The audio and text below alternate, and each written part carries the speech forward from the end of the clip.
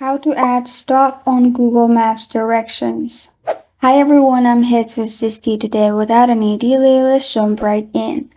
First, open Google Maps on your device. At the top, click on the search bar to search for the location. After you have searched for your location, simply click on it.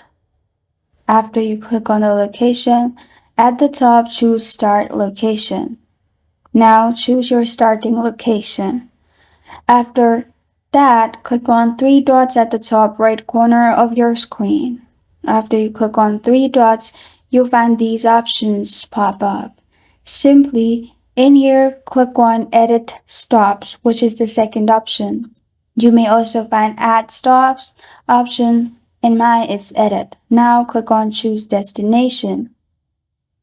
Now you can search the stop destination.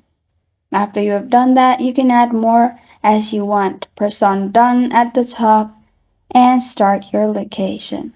This is how to add stop on Google Maps directions.